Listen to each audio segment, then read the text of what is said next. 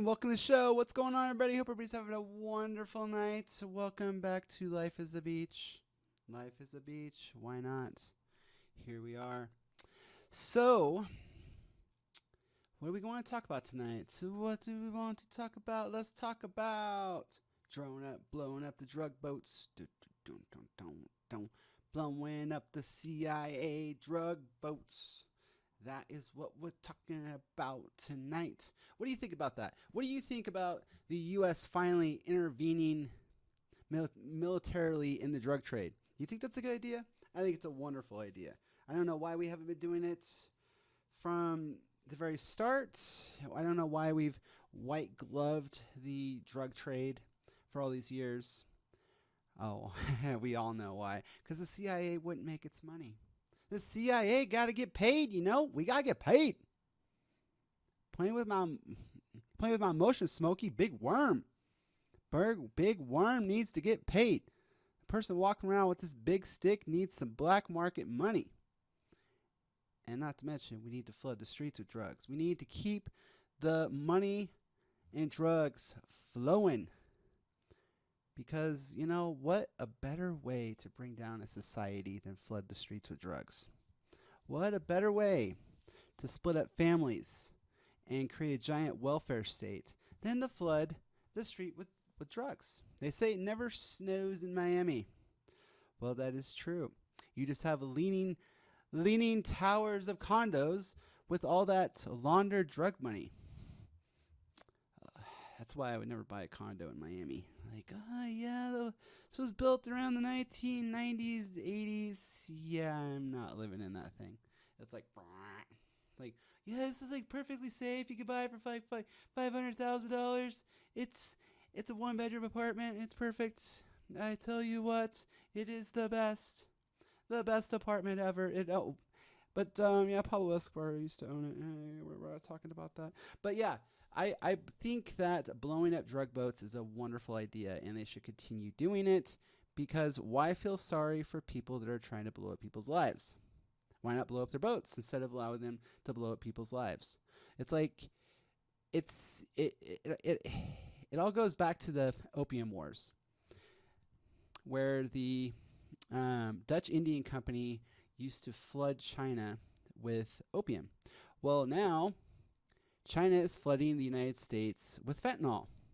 So they're doing their own version of the Opium Wars, but it's fentanyl wars. And it's not even a war because, for the most part, we have let it in because there's so much money to be laundered. Do you think the U.S. Army doesn't know where the cartels are? Do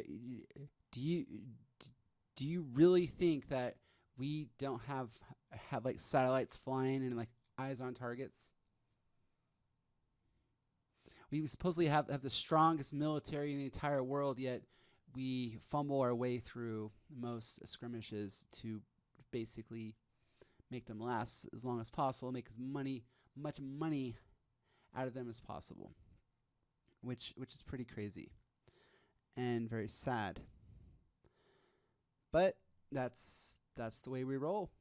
That's the way we are able to pillage our own society, by bringing it down, splitting it up, departmentalizing everything, putting everybody in a nice little shiny box, and basically splitting everything up and profitizing off of it. That's what we do best. That's what this country is built on. That's why you have to do it on your own. You are all alone in here, up in here. Yeah, your family cares about you a little bit, but in the end, they got shit to shovel too. They got stuff to shovel too. They got brothers, sisters, aunts, uncles, nieces, and nephews, and they're all in it on their own little levels. And that's why like the drug trade and flooding the streets with drugs is so effective, because it burns up families. It destroys families. my uncle's a meth head, and he comes over every once in a while and sleeps on the couch and blah blah blah. It's like, okay, so why doesn't Western society families basically take that person off the street, lock them in a room, bring them food? Well, that's kidnapping. That's mean. We can't be mean to people. Okay, so you're going to really help him? No, you're going to push him out on the street. You're never going to return his calls. And basically, he's going to be a product of the state and basically used to bring down and further the welfare state. That's like homeless 101. It is a homeless industrial complex brought on by the drug trade, brought on by splitting up the family and splitting people apart. That is why the war on drugs and blowing up these boats is so important. It might be a minute thing that actually changes stuff, because really a few boats here and there, while they're bringing, metric, thousands of tons and tons of other drugs across the border, at least they were. There's a lot of drugs flowing across Canada because if you look at the Canada-American border, you can literally just walk across the street in some places. It's like, oh yeah, there's a checkpoint here. It's right there, but you can just walk across the border. Yeah, it's just right over there. Walking across the border. Here I am walking across the border. All the drugs in my backpack. Yes, I am. Oh, there's my CIA informant. Here's the drugs. Oh, okay, there you go. And then they walk over to, some local drug dealer. Allow the shipments to happen, and they go out and they fund Ukraine war. They fund the mercenaries that have been fighting in the Ukraine war. They fund overthrows of small countries and governments.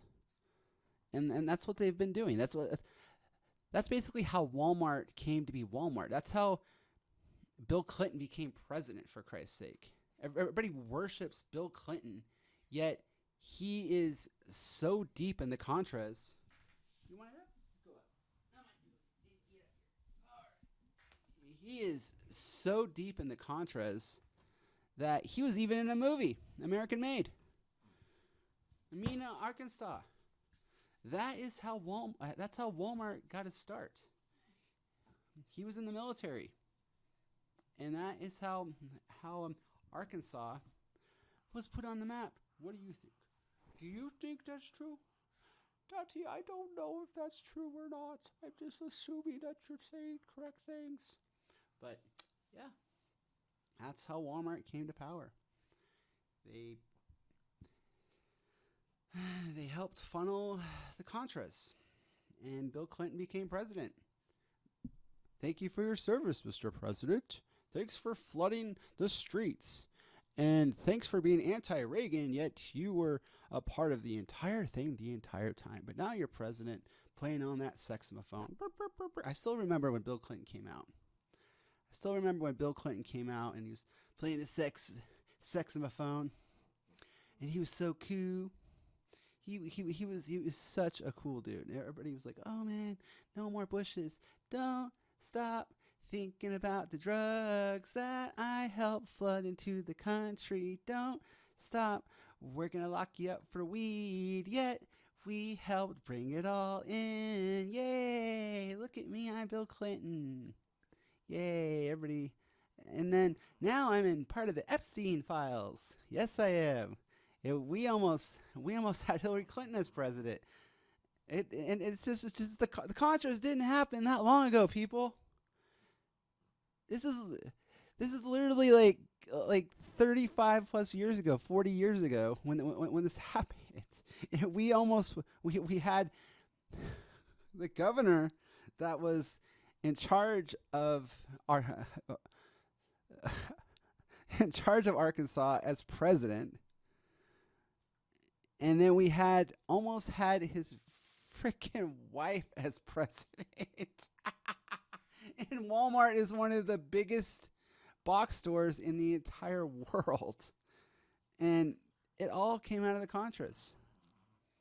And everybody's like, oh, the scumbags and flooding the streets and all these homeless and all this. It's like, that was all created by these people. Yeah, everybody worships them. The Smurfs worship these people. Like, Bill Clinton can't do no wrong, he was great. He balanced the budget. Yeah, oh, well, whoop-de-doo. He was also in charge of basically, him and Ronald Reagan were basically in charge of destroying a freaking generation of people. And are still destroying a generation of people. We're still going here. And we're still acting like the boogeyman, Trump and the Republicans, and we're calling everybody Nazis and fascists and all this crap. But it's so stupid. It's so dumb that this history literally just happened. And then we had the Bushes. The Bushes literally got their money from Nazi banking, and we put two of them into power. And they were a part of the Smedley Butler overthrow of the United States. Prescott Bush was one of the kingpins when they were trying to march on Washington, D.C. And Prescott Bush was a part of it. And they were told they were never supposed to run for political office again. And yet, he put his son and his grandson in as president. And then Jeb Bush tried to run for president, and thankfully, he got knocked out and embarrassed. But now they're trying to circle back. It's like, people, come on, man. History is not that hard. All this just happened. It just happened. And now we're finally blowing up gunboats and everybody's complaining. Oh, is that right? Should we be doing it? I don't know. Do you want your monkey's uncle to be hooked on fentanyl and crack? I don't know. What's worse? A bunch of dead drug dealers or your uncle freaking hooked on crack and meth and fentanyl and cocaine. It's like, pick your battles here. Make it make sense. Make it make sense. But most people can't because they're too busy divided and conquered and saying, oh, the red guy over here did this, and then the blue guy did this, and then Gargamel and Papa Smurf and all this bull crap that does not matter when you have these big old stories that have floated over generations, decades and generations, probably like 2 generations so far. We are 2 generations deep since, no, maybe three or 4, because the Contras happened like 40 years ago. So we're like 3 or 4 generations deep from Papa Bush and Ronald Reagan and like all that fun Bill Clinton Walmart stuff. We're like 3 or 4 generations deep. 402 people ago. We're still within 1.5% of it. And people just act like it never happened, and they're completely delusional by saying all this crazy stuff about Trump and about,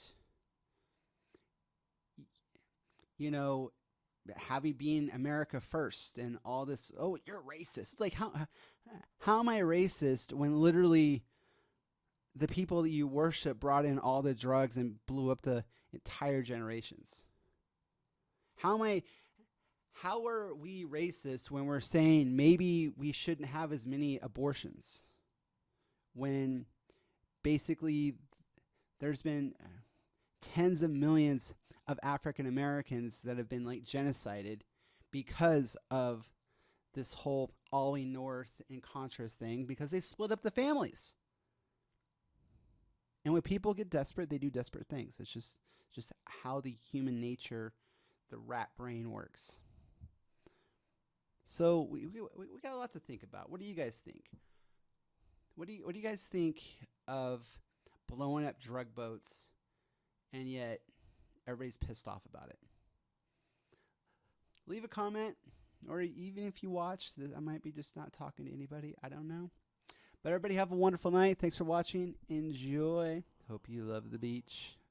The beach is nice. Look at the drug boat over there. There's a drug boat right over there. Oh, no. It's going to get you. Going to get you high, man. Oh, no. Watch out. It's coming right for us. All right. Okay, bye, guys.